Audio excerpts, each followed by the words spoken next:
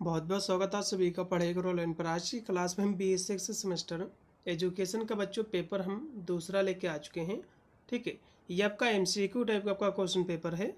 ये बच्चों कानपुर विश्वविद्यालय का पेपर है। इसमें से काफ़ी क्वेश्चन आपको अपने एग्जाम में देखने को मिलेंगे। इसमें टोटल आपके 100 आपके MCQ क्वेश्चन हैं। बहुत सारे विश्वविद्यालय जो कि MCQ का पेपर कराती हैं, BU झांसी वगैरह। इस बार तो अवध विश्वविद्यालय भी MCQ कराएगा, आगरा विश्वविद्यालय और भी बहुत सारे विश्वविद्यालय हैं। तो सभी के लिए बहुत ही महत्वपूर्ण बच्चों हमारी क्लास रहेगी। इसका मैंने जो पेपर आपका 1 है उसकी मैंने सारी की सारी चैप्टर्स क्लासें करा दी हैं बच्चों।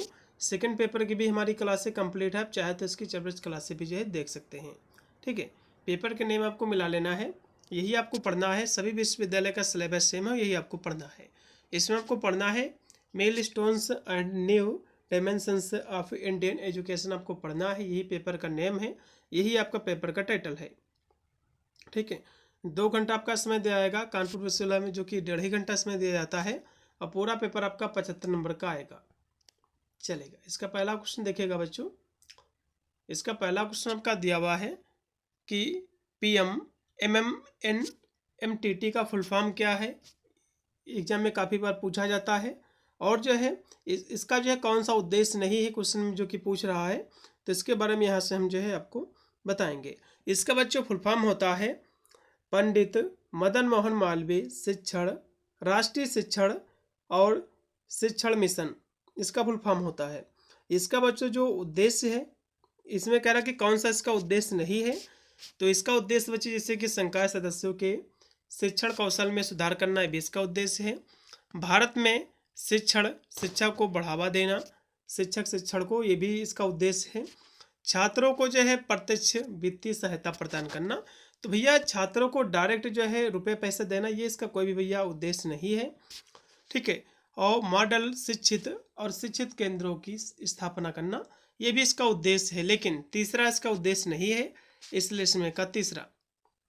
फिर बच्चों आपका 2 नंबर क्वेश्चन है कि वन स्थलीय विद्यापीठ कहाँ स्थित है, आपको बताना है। देखो ये बच्चों जो स्थित है, ठीक है, राजस्थान में स्थित है। इसमें का बी ऑप्शन पूर्ति आपका राइट है। अब वन स्थलीय विद्यापीठ जो है एग्जाम में क्वेश्चन बन सकता है कि इसकी स्थापना कब हुई थी बच्चों। तो इसकी जो स्थापना हुई थी 1935 में। कब हुई थी? 1935 में हुई थी। किसने किया था? स्वतंत्रता सेनानी कौन थे?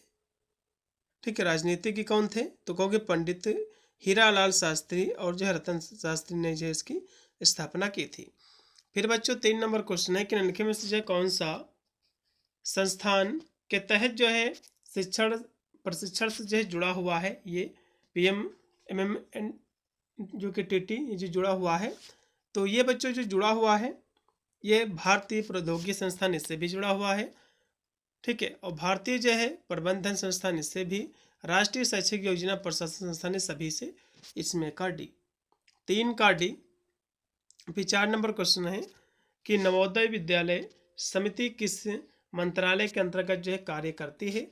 तो शिक्षा मंत्रालय के द्वारा। इसमें का राइट आपका होगा सी, 4 का सी है। फिर 5 नंबर आपका क्वेश्चन है कि ईडू सेट मतलब जो है एजुकेशन सेटलमेंट जो कि सैटेलाइट, ये किस जो है वर्ष जो है लॉन्च किया गया था, आपको बताना है। ठीक है, तो ये बच्चों जो लॉन्च किया गया था 20 सितंबर, कब किया गया था? 20 सितंबर 2004 को, 20 सितंबर 2004 को। इसमें का डी। अगला क्वेश्चन बच्चों आपका है 6 नंबर कि ईडू सैटेलाइट आधारित शिक्षा को लागू करने के लिए मुख्य रूप से कौन सा मंत्रालय जिम्मेदार है। ठीक है, आपको बताना है। तो इसके लिए बच्चों जो मंत्रालय जिम्मेदार है, ठीक है, एजुकेशनल जो कि सैटेलाइट इसको कहते, इसका फुल फॉर्म होता है एडूसेट का। तो कौन सा मंत्रालय इसके लिए जिम्मेदार है?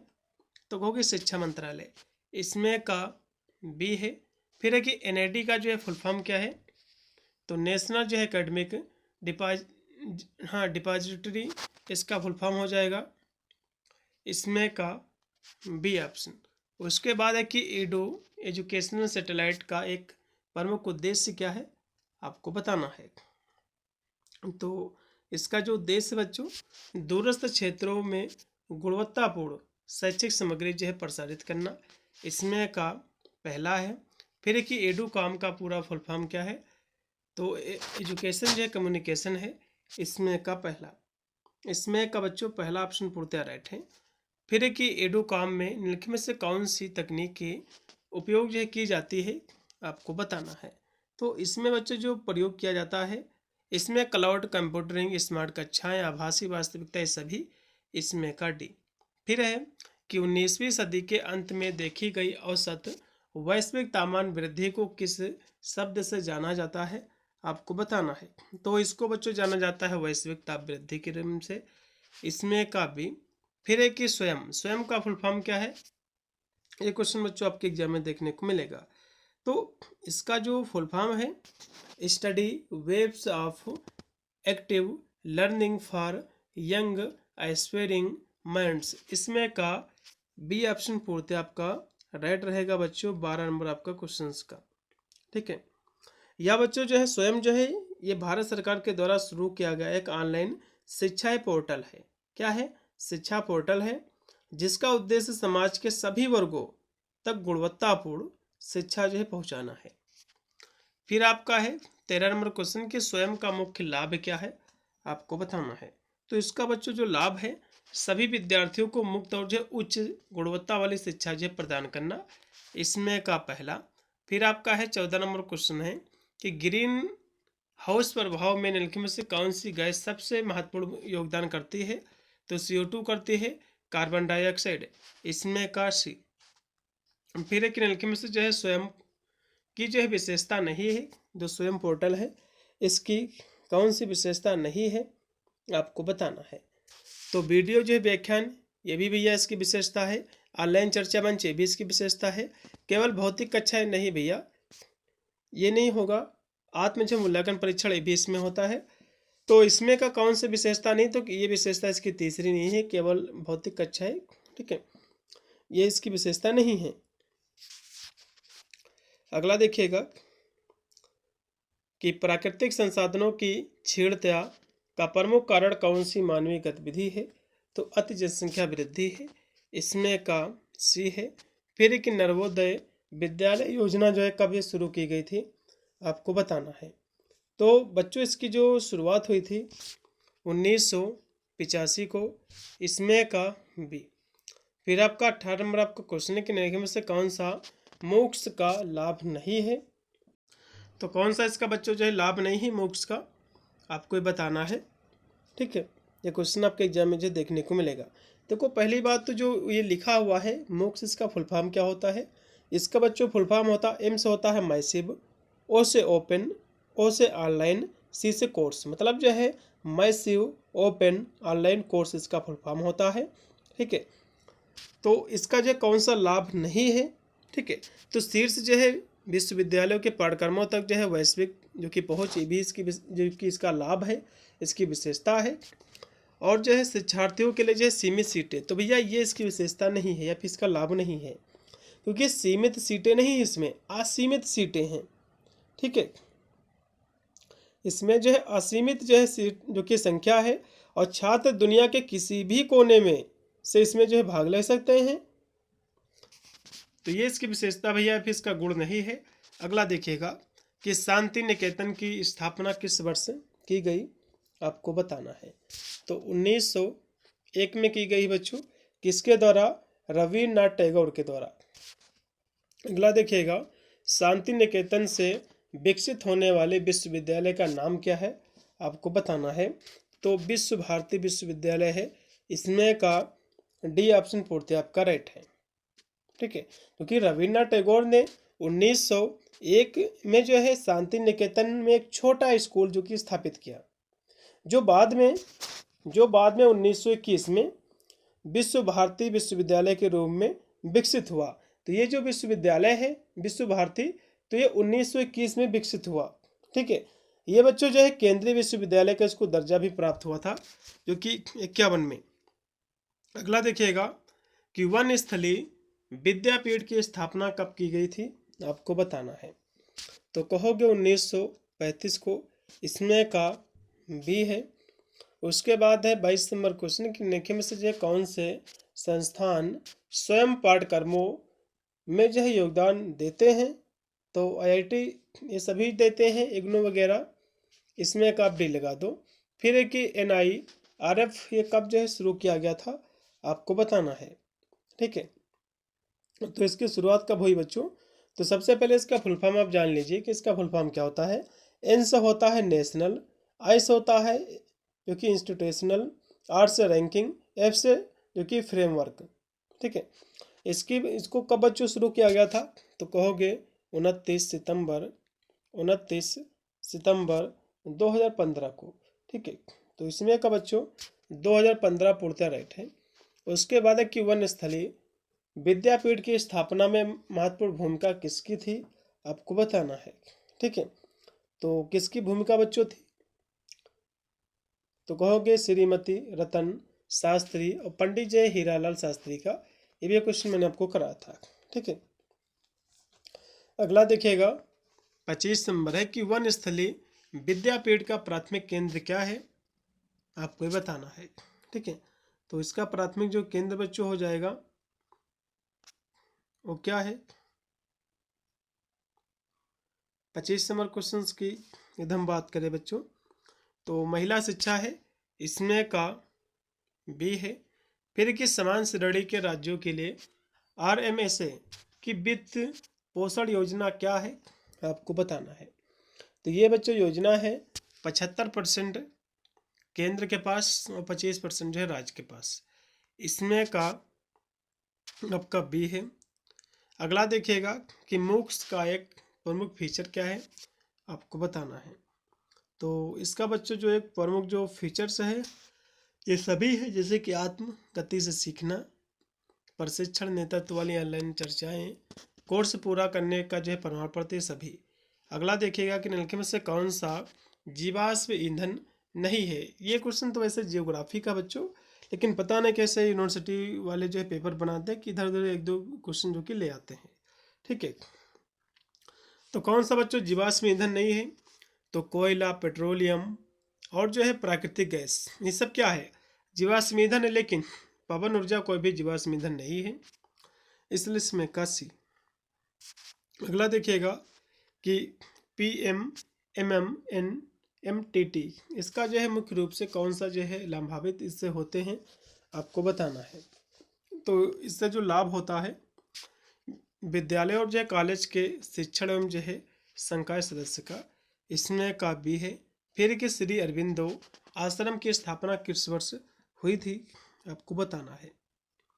तो इसकी बच्चों जो स्थापना हुई थी, ठीक है, 1926 में हुई थी।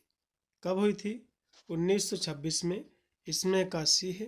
फिर कि श्री अरविंदो आश्रम की स्थापना के बाद उसके विकास में किसकी जो है महत्वपूर्ण भूमिका रही है?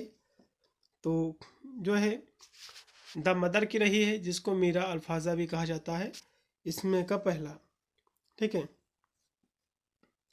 क्योंकि बच्चों श्री अरविंदो आश्रम की स्थापना जो कि 1926 में हुई थी, इसके विकास और प्रबंधन में मीरा अल्फाजा, जिसे द मदर मतलब श्री माँ के नाम से जाना जाता है, इनकी सबसे महत्वपूर्ण जो भूमिका रही है। और श्री अरविंदो के आध्यात्मिक कार्यों को व्यवहारिक रूप देने और आश्रम के दैनिक संचालन की पूरी जिम्मेदारी उन्होंने जो संभाली थी।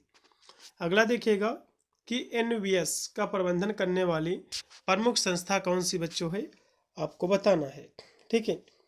तो ये जो प्रमुख संस्था है नवोदय विद्यालय समिति है, इसका फुल फॉर्म ही है। अगला देखिएगा कि श्री अरविंद आश्रम कहाँ स्थित है आपको बताना है। तो पंडिचेरी में है, इसमें कब भी। अगला देखिएगा भी जो कि 34 नंबर क्वेश्चन की पाठशाला को किसने जो शुरू किया था आपको बताना है। तो NCERT ने, इसमें का बी, इसमें का बी है। फिर कि ICDS के तहत कार्यान्वयन के लिए कौन सा मंत्रालय जिम्मेदार है आपको ये बताना है। इसके लिए महिला एवं जो है बाल विकास मंत्रालय, इसमें का डी है। फिर एक पाठशाला किस शैक्षिक स्तर के लिए है? तो ये बच्चों स्कूल और जो कि शिक्षा के लिए है, शिक्षक शिक्षा के लिए, इसमें का सी, इसमें का सी है। फिर है कि पाठशाला पहल की देख रेख कौन सा जो है मंत्रालय करता है? तो शिक्षा मंत्रालय इसमें का पहला। फिर है कि वन स्थली विद्यापीठ किस जो है शिक्षा प्रणाली का अनुसरण जो है करता है, आपको बताना है। तो पंचमुखी शिक्षा मॉडल का इसमें का सी ऑप्शन पूर्ति आपका राइट है। अगला देखिएगा बच्चों भी निम्नलिखित में से कौन सा एक ई मैग्नीज का उदाहरण है, आपको बताना। ई मैग्नीज का उदाहरण बच्चों जो है नेशनल जियोग्राफिक है, इसमें का बी ऑप्शन। ठीक है, अब ई मैग्नीज होता क्या है इसको सबसे पहले समझ लो। ई मैग्नीज बच्चों एक ऐसी जो पत्रिका होती है जिसे डिजिटल रूप में इंटरनेट या मोबाइल ऐप के माध्यम से पढ़ा जा सकता है। इसमें लेख, फोटो और कभी कभी जो वीडियो भी शामिल होते हैं। तो इसको जो कि नेशनल जो ज्योग्राफी है बच्चों, ये जो कि विश्व प्रसिद्ध पत्रिका है जो प्राकृतिक विज्ञान और इतिहास के बारे में जानकारी देती है, या जो अपने प्रिंट संस्करण के साथ डिजिटल यानी जो है मैग्नीज के रूप में भी उपलब्ध है, इसलिए इसमें का भी। फिर बच्चों आपका है कि NIRF का फुल फॉर्म क्या है, ये क्वेश्चन आपके एग्जाम में बनेगा। ठीक है, तो नेशनल इंस्टीट्यूशनल रैंकिंग जो है फ्रेमवर्क, इसका फुल फॉर्म है।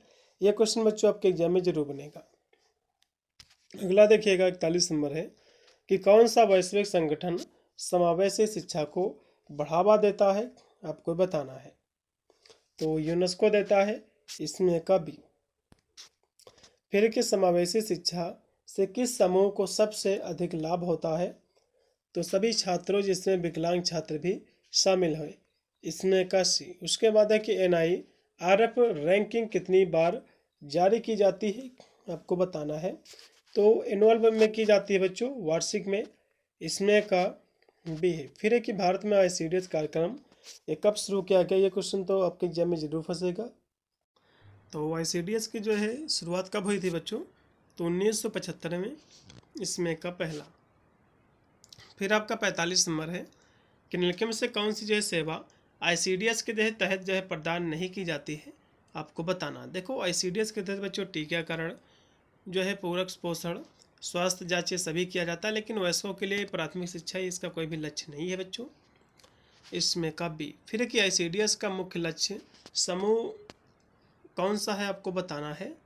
तो ये जो है गर्भवती महिलाओं और 6 वर्ष के कम जो है उम्र बच्चों के लिए जो है इसका मुख्य लक्ष्य होता है। उसके बाद है कि भारत में शिक्षा का अधिकार मतलब RTE अधिनियम जो किस वर्ष जो है ये पारित हुआ था, आपको बताना है। तो ये बच्चों जो पारित हुआ था 2009 में, इसमें का बी ऑप्शन पूर्ति आपका राइट है। ठीक है, ये पारित हुआ था, लेकिन इसको लागू बच्चों जो किया गया था 2010 में।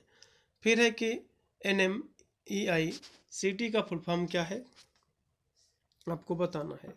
इसका बच्चों फुल फॉर्म है नेशनल मिशन ऑन एजुकेशन जो कि थ्रू ICT, मतलब जो है सूचना और संचार प्रौद्योगिकी के माध्यम से शिक्षा हेतु राष्ट्रीय मिशन, इसमें का बी ऑप्शन।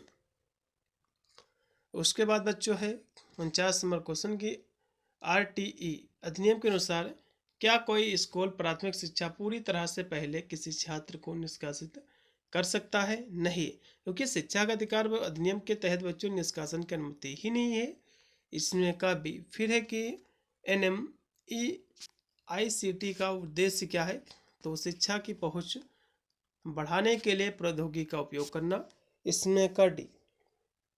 फिर आपका 51 नंबर है कि ग्लोबल वार्मिंग का प्राथमिक जो कि कारण क्या है? तो मानवीय गतिविधियों के कारण जो है ग्रीन हाउस गैसों की वृद्धि। फिर है कि मानवीय गतिविधियों के कारण कार्बन डाइऑक्साइड का सबसे बड़ा उत्सर्जक जो है कौन सा क्षेत्र, तो कहोगे ऊर्जा उत्पादक है। फिर है कि ग्लोबल वार्मिंग के परिणाम स्वरूप कौन सी प्राकृतिक घटना अधिक बार होने की संभावना है? तो चरम जो है मौसम घटनाएं। वैसे तो क्वेश्चन बच्चों जियोग्राफी के, लेकिन पता नहीं जो कि पिछले साल पेपर पूछा गया था कानपुर विश्वविद्यालय में, तो हो सकता है इसमें से क्वेश्चन बन सकते हैं। फिर कि कार्बन जो है फुटप्रिंट क्या है, आपको बताना है। देखो कार्बन जो फुटप्रिंट है बच्चों, ये है मानव गतिविधियों के कारण प्रत्यक्ष और अप्रत्यक्ष रूप में उत्पन्न जो है ग्रीन हाउस गैसों की कुल मात्रा। फिर एक निम्नलिखित में से कौन सा नवीकरणीय संसाधन है जो ग्लोबल वार्मिंग को कम करने में मदद कर सकता है? आपको बताना है। ठीक है, तो कौन सा बच्चों, तो कहोगे सौर ऊर्जा है। इसमें का DAP कौन सा संगठन जलवायु परिवर्तन पर व्यापक मूल्यांकन रिपोर्ट जो है जारी करता है, आपको बताना है। तो कौन जारी करता है, तो कहोगे IPCC करता है, मतलब जो है जलवायु परिवर्तन जो अंतर सरकारी पैनल। उसके बाद है कि संयुक्त राष्ट्र द्वारा मानवाधिकार की सार्वभौमिक घोषणा किस वर्ष जो है अपनाई गई थी, आपको बताना है। ठीक है, तो ये बच्चों जो अपनाई गई है, तो कब अपनाई गई है, तो 1948 को। इसमें का भी है। फिर है कि भारत में बेटी बचाओ बेटी पढ़ाओ योजना 21 वर्ष बच्चों जो है प्रारंभ की गई थी, आपको बताना है। तो 2015 में बच्चों प्रारंभ की गई थी, किसके द्वारा, नरेंद्र मोदी के द्वारा। ठीक है, इसका बच्चा शुभारंभ जो हरियाणा के पानीपत जिले से जो हुआ था। अगला देखिएगा कि महिला शक्तिकरण का मुख्य उद्देश्य क्या है, तो महिलाओं को समान अवसर और जो है अधिकार प्रदान करना। इसमें का सी ऑप्शन पूर्णतः राइट है। फिर है कि संयुक्त राष्ट्र संघ ने किस वर्ष को अंतर्राष्ट्रीय महिला वर्ष घोषित किया है, आपको बताना है। तो 1975 में जो कि महिला वर्ष जो घोषित किया है 8 मार्च को। ठीक है, 8 मार्च को ही महिला दिवस जो मनाते हैं। अगला देखिएगा कि कौन सी जो है ICT टूल छात्रों जो है शिक्षकों के बीच वास्तविक समय में सहयोग करने में जो है मदद करता है, तो गूगल जो है डॉक्स करता है। इसमें का भी है। फिर है कि ICT आधारित कक्षा में शिक्षकों के लिए आवश्यक कौशल कौन सा है, तो डिजिटल साक्षरता, ऑनलाइन जो शिक्षण। इसमें का 62 का सी है। फिर है कि शिक्षा प्रौद्योगिकी में LMS का पूरा नाम क्या है, तो लर्निंग मैनेजमेंट जो सिस्टम। इसमें का भी 63 का बी है। फिर 64 नंबर क्वेश्चन की एडोकॉम मुख्य रूप से किस शैक्षिक स्तर को जो है लक्षित करता है, तो प्राथमिक और जो माध्यमिक।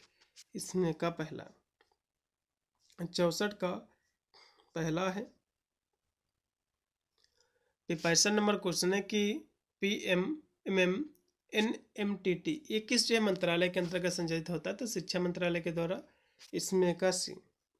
उसके बाद बच्चों है कि दिया हुआ क्वेश्चन कि फ्लिप्ड क्लासरूम क्या है, तो एक कक्षा जहां छात्र घर पर व्याख्यान देखते हैं और कक्षा में जो है अभ्यास करते हैं। इसमें का पहला। अगला क्वेश्चन फिर आपका कि पारिस्थितिकीय तंत्र क्या है, तो जीवों को उनके वातावरण के साथ जो परस्पर क्रिया का समुदाय। इसमें का पहला है। फिर एक निम्नलिखित में से कौन सी गैस मुख्य रूप से ग्लोबल वार्मिंग के लिए जिम्मेदार होती है, तो कार्बन डाइऑक्साइड है। फिर है कि निम्नलिखित में से कौन सा प्रदूषण मुख्य रूप से अम्लीय वर्षा के लिए जिम्मेदार है, तो सल्फर डाइऑक्साइड है। इसमें का बी है। फिर है कि निम्नलिखित में से कौन सा अंतर्राष्ट्रीय समझौता ग्लोबल वार्मिंग को कम करने पर केंद्रित है, तो क्योटो प्रोटोकॉल है। इसमें का पहला। अगला देखिएगा भारत में राष्ट्रीय स्तर पर मध्यमान भोजन योजना कब शुरू हुआ था, मिड डे मील कार्यक्रम, तो 1995 को। इसमें का राइट बच्चों आपका जो हो जाएगा इसमें का पहला। अगला देखिएगा तो 72 नंबर आपका जो क्वेश्चन दिया हुआ है कि मध्यमान भोजन योजना के लिए दिशा निर्देश कौन सी संस्था जो है प्रदान करती है, तो आपको बताना। तो भारत सरकार का जो है शिक्षा मंत्रालय। इसमें का सी। इसमें का CFP निम्नलिखित में से कौन सा प्लेटफॉर्म ओपन एक्सेस जो कि जर्नल प्रदान करता है, आपको ये बताना है। तो कौन करता है, तो directory of open access journals करता है। इसमें का बी है। फिर कि मध्यमान भोजन योजना की निगरानी के लिए कौन सी सरकारी संस्था जिम्मेदार है, तो राज्य सरकार जिम्मेदार है। उसके बाद है अगला इसमें क्वेश्चन है कि किस जो अंतर्राष्ट्रीय संगठन ने भारत की मध्यमान भोजन योजना की भूख कम करने में सफलता के लिए प्रशंसा की है, तो किसने किया है बच्चों, तो संयुक्त राष्ट्र ने। इसमें का पहला है। फिर एक स्वयं मुख्य रूप से किस प्रकार के पाठ्यक्रम पर आधारित है, आपको बताना। तो कहोगे तकनीकी और जो गैर तकनीकी पाठ्यक्रम पर। इसमें का डी भी भारत में पहली बार मध्यमान भोजन योजना किस राज्य से शुरू हुआ था, तो मिड डे मील कार्यक्रम बच्चों इसकी शुरुआत हुई थी तमिलनाडु से, इसमें का पहला है। फिर कि भारतीय संविधान का कौन सा अनुच्छेद शिक्षा के अधिकार को जो है प्रदान करता है, तो आर्टिकल 21A करता है, इसमें का पहला है। उसके बाद है कि RTE अधिनियम के तहत निजी स्कूलों में आर्थिक रूप से कमजोर वर्ग के लिए कितने प्रतिशत सीटें जो आरक्षित की गई हैं, आपको ये बताना है। तो कहोगे 25%, इसमें का बी है। उसके बाद है कि राष्ट्रीय स्तर पर शिक्षा का अधिकार अधिनियम को लागू करने की जिम्मेदारी किस संगठन की है, आपको बताना है। तो ये बच्चों जो जिम्मेदारी है बाल अधिकार संरक्षण के लिए राष्ट्रीय आयोग का है, इसमें का 80 का सी।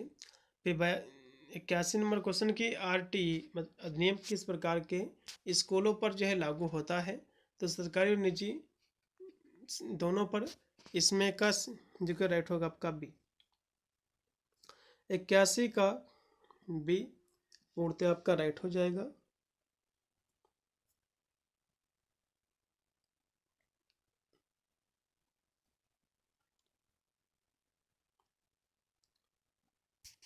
चलिए अगला देखिएगा बच्चों, 82 नंबर है कि मानवाधिकारों की सार्वभौमिक घोषणा में कुल कितने जो अनुच्छेद हैं, तो टोटल बच्चों अनुच्छेदों की संख्या जो है वो आपके 30 है। अगला देखिएगा कि RUSA का फुल फॉर्म क्या है, तो राष्ट्रीय उच्चतर शिक्षा अभियान, इसमें का पहला ही इसका फुल फॉर्म है बच्चों। उसके बाद है कि ICT का फुल फॉर्म क्या है, 84 नंबर की बात करें, इसका फुल फॉर्म है इंफॉर्मेशन एंड कम्युनिकेशन टेक्नोलॉजी, इसमें का पहला सूचना एवं संचार प्रौद्योगिकी। फिर है कि MOOC का पूरा फुल फॉर्म क्या है, तो मैसिव ओपन ऑनलाइन कोर्स, इसमें का बी। फिर है कि शिक्षा में जो है प्रस्तुतियाँ बनाने के लिए आमतौर पर किस सॉफ्टवेयर का उपयोग किया जाता है, आपको बताना है। तो इसके लिए बच्चों जो सॉफ्टवेयर जो प्रयोग किया जाता है और कौन सा किया जाता है, तो MS जो है पावर पॉइंट, इसमें का डी। फिर आपका 87 नंबर क्वेश्चन के निम्न में से कौन सा क्लाउड आधारित शैक्षिक उपकरण का उदाहरण है, तो गूगल जो है क्लासरूम है, इसमें का बी। फिर है कि RUSA को जो किस वर्ष जो है शुरू किया गया था, आपको ये बताना है। तो इसको बच्चों जो शुरू किया गया था 2013 में, इसमें का सी है। फिर कि जो कि RUSA से किस प्रकार की संस्थाएं लाभान्वित होती हैं, लाभ होता है, तो सरकारी और जो है सरकारी सहायता प्राप्त उच्च शिक्षा संस्थानों का।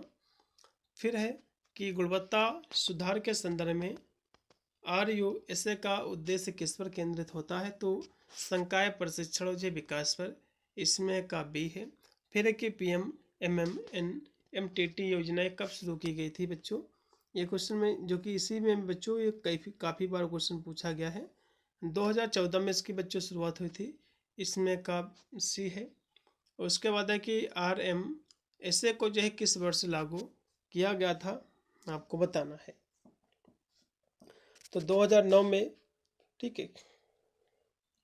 उसके बाद है कि NMEICT किस मंत्रालय की पहल है बच्चों, आपको बताना है। तो ये शिक्षा मंत्रालय की है, इसमें का बी है। फिर श्री अरविंद आश्रम द्वारा प्रचारित मुख्य दर्शन क्या है, आपको बताना है।